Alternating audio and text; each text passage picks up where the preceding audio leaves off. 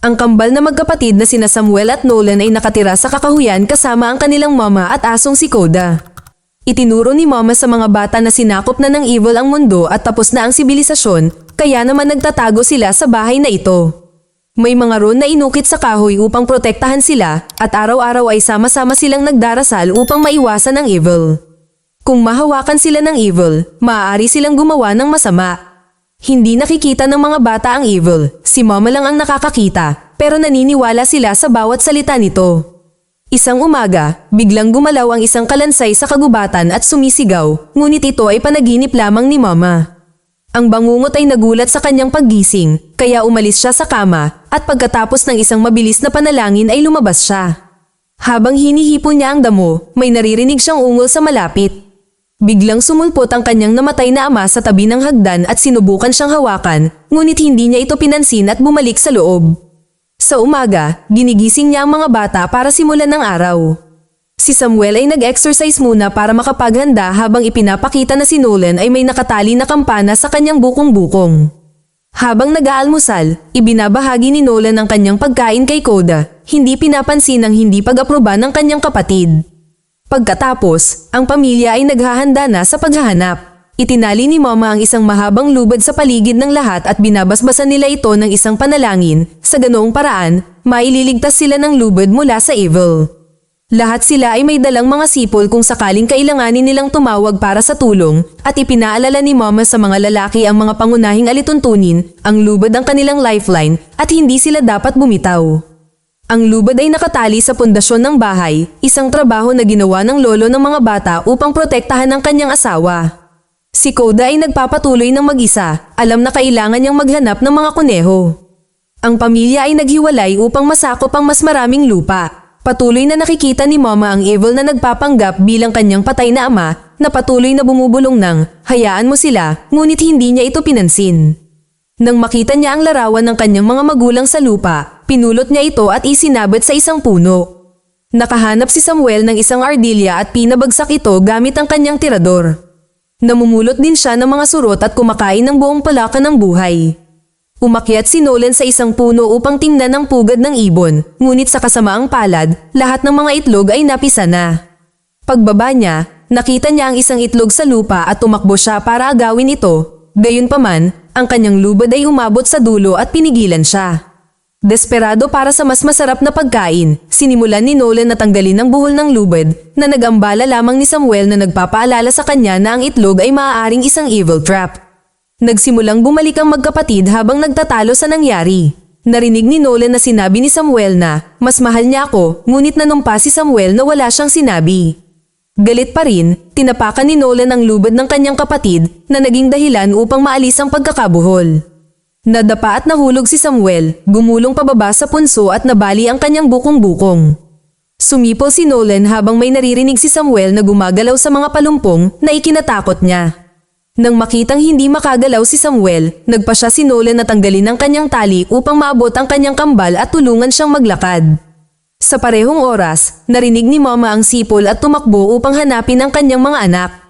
Pinigilan siya ng lubad para maabot niya sila, kaya tinanggal din niya ito. Ngayon ay nakikita na niya ang evil na sumusunod sa kanya habang kinukuha ang anyo ng kanyang namatay na ina. Bago maabot ng nilalang ang mga bata, pinuntahan muna sila ni mama at tinulungan silang makarating sa lubad ni Nolan, tinali ito sa puno nila. Lumilitaw ang nilalang sa likuran nila ngunit hindi sila mahawakan dahil sa lubad. Kinakabahan pa rin si mama, pero tinititigan lang siya ng mga bata dahil hindi nila nakikita ang evil. Sa sandaling umalis ang nilalang, umuwi ang pamilya kung saan naghihintay na si Koda. Si mama ay naging paranoid at may hawak na kutsilyo, pinahipon niya ang kambal sa pinagpalang kahoy at ulitin ang panalangin.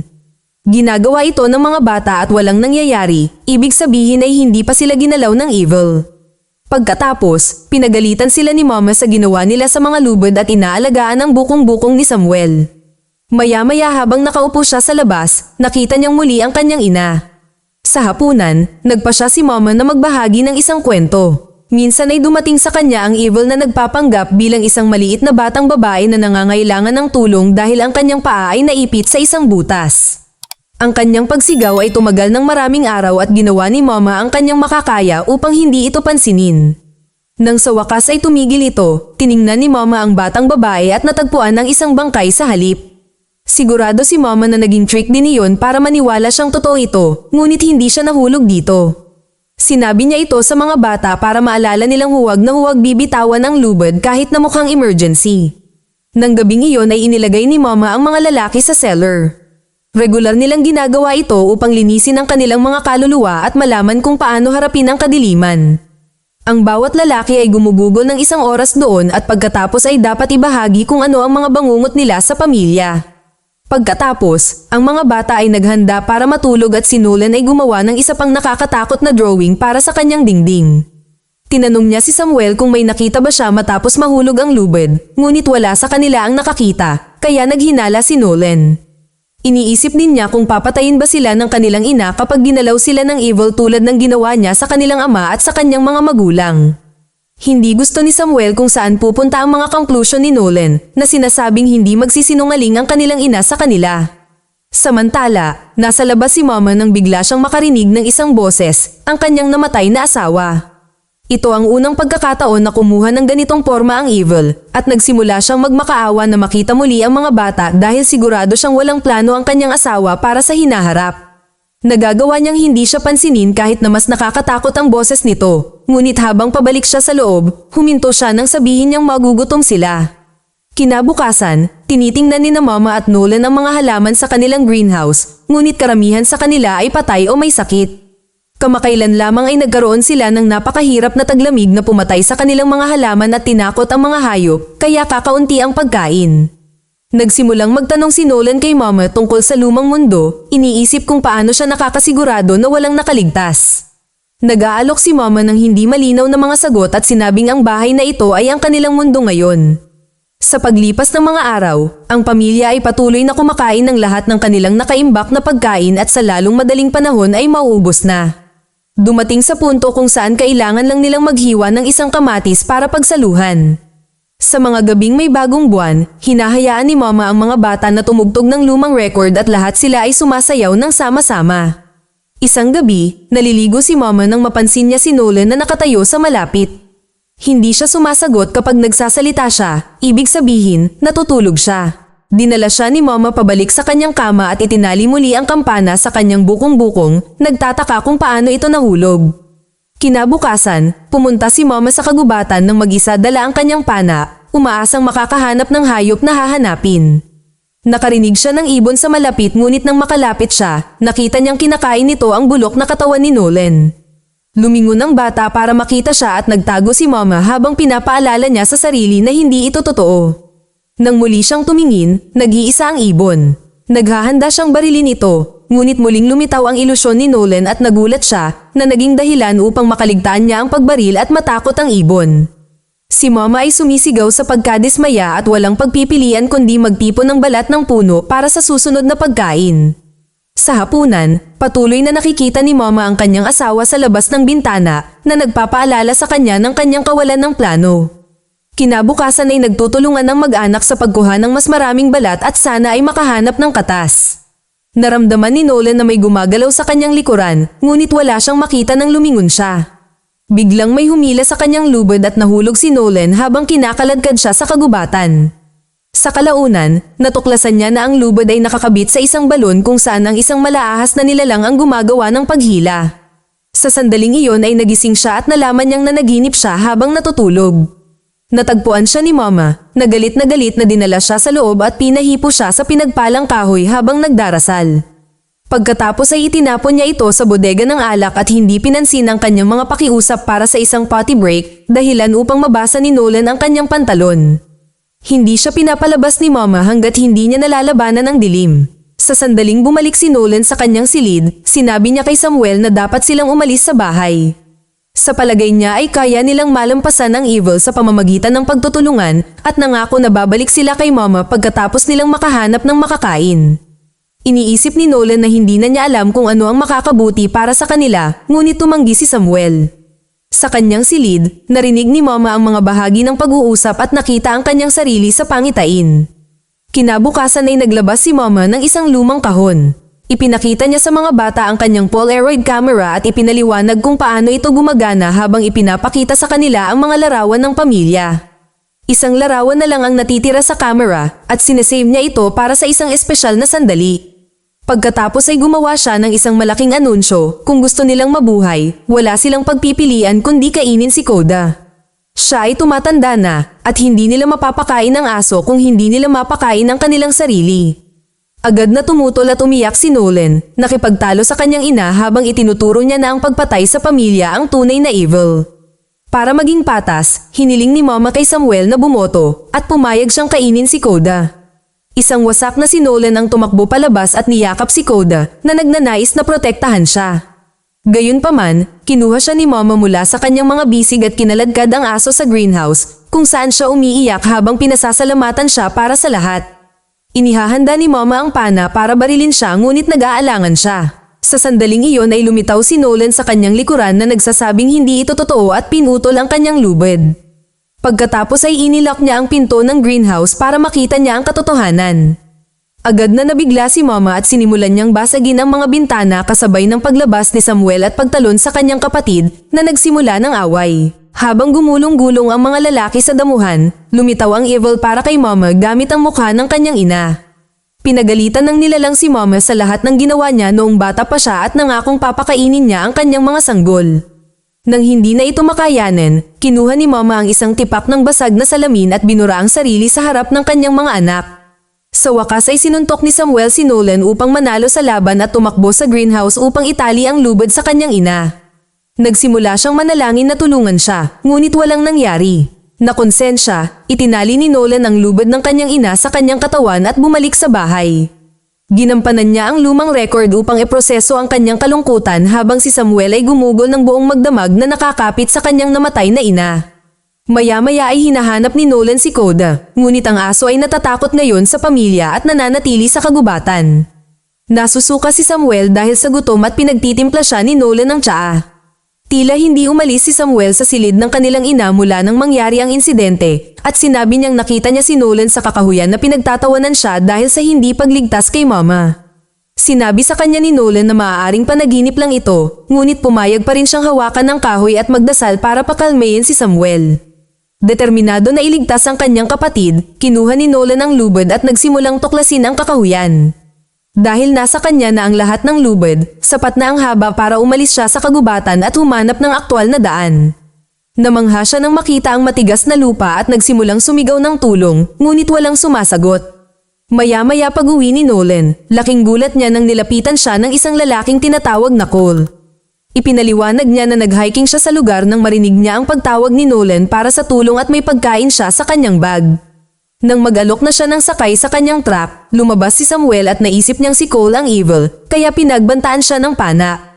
Sumusumpa si Cole na hindi niya sinasadya ang anumang pinsala at lumayo, ngunit binaril pa rin siya ni Samuel. Isang duguan na Cole ang tumakbo sa kagubatan at sinundan siya ni Nolan, hindi pinapansin si Samuel nang sabihin niyang ito ay isang lansihin. Kasunod ng mga mantsa ng dugo, nahanap niya si Cole na tumatawag sa kanyang telepono sa 911. Sinubukan ni Nolan na kunin ang bag at pinigilan siya ni Cole, gayunpaman, sa sandaling iyon sa wakas ay namatay siya. Pagkatapos, iniuwi ni Nolan ang bag at nakahanap ng toneladang lata ng pagkain, kaya kumain siya hanggang sa mabusog siya.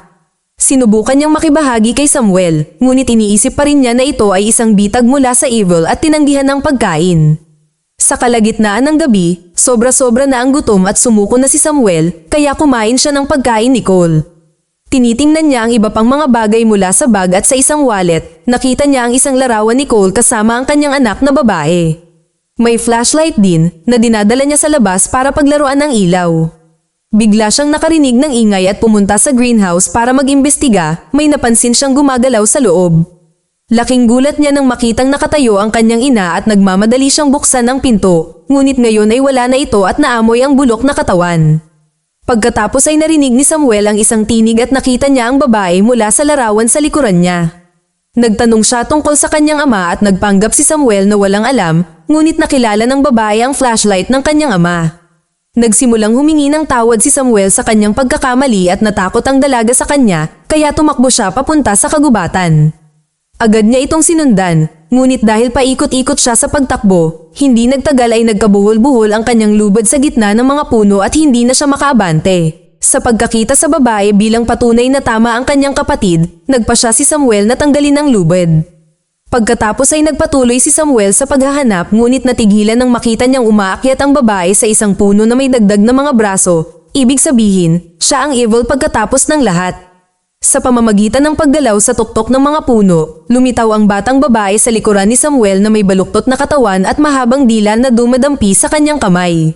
Naputol ang dila at umakyat sa ilalim ng manggas ni Samuel na nagpunta sa kanyang mukha upang pumasok sa kanyang katawan sa pamamagitan ng kanyang bibig. Sa bahay, nagising si Nolan at napansin niyang nawawala ang kanyang kapatid. Lumabas siya at sinimulang hilahin ang lubid ni Samuel, ngunit nakita niyang walang laman ang dulo. Bigla niyang narinig na tinawag siya ni Samuel at tumakbo si Nolan upang mag-imbestiga, ngunit si Samuel ay lumitaw sa likuran niya at pinutol ang kanyang lubid. Sa sandaling iyon ng truck ni Cole ay bumukas ang mga ilaw nito at nakita ni Nolan ang evil sa mukha ni Samuel, kaya agad siyang tumakbo pabalik sa bahay. Nakarinig ng mga ingay sa itaas, pumunta si Nolan sa kwarto ni Mama at nakita si Samuel na nakaupo sa kanyang kama. Isang kakaibang itim na substance ang lumitaw sa bubong sa itaas ni Samuel na hindi tumugon sa mga tanong ng kanyang kapatid. Hinawakan ni Nolan ang kanyang kamay at hinawakan ang kahoy habang nagsimula siyang magdasal. Naging dahilan nito upang magsimulang umungal si Samuel at kumuha ng kutsilyo na ginamit niya sa pag-atake sa kanyang kambal. Mabilis na naiwasan ni Nolan ang mga pag-atake at tumakbo palabas ng silid, isinara ang pinto sa likuran niya. Inilipat ni Samuel ang higaan para isiksik ang pinto at inilagay ang lumang record para makapakinig siya ng musika habang ginagamit ang apoy para simulan sunugin ang bahay. Pagkatapos ay lumabas si Samuel upang panoorin ang unti-unting pagkasunog ng bahay. Habang nagsisimulang umihip ang usok, nagbasa si Nolan ng basahan para matakpan ang kanyang mukha at tumakas sa bintana. Nadulas siya at muntik nang mahulog sa bubong, kaya nagpa siyang bumalik para pumunta sa ibang bintana. Sa likod ng kurtina, laking gulat niya nang makitang tinatawag siya ni Mama, ngunit ayaw niyang maniwala na totoo siya. Sa labas, ginamit ni Samuel ang camera para kunan ng litrato ang sarili kasama ang nasusunog na bahay. Tumakbo si Nolan palayo kay Mama at binuksan ang cellar. Nang malapit na siya sa gilid, itinulak siya nito papasok at isinara ang pinto.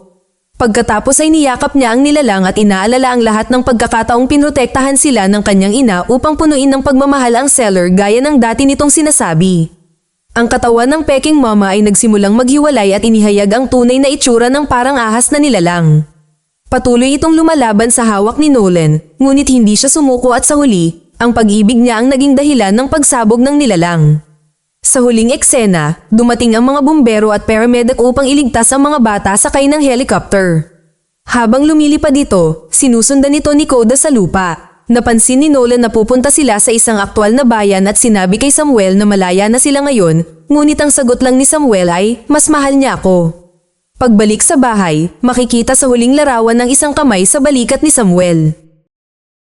Mag-subscribe para sa higit pang mga video na tulad nito, i-on ang notification at mag-iwan ng like para matulungan ang aming channel. Salamat sa panunood.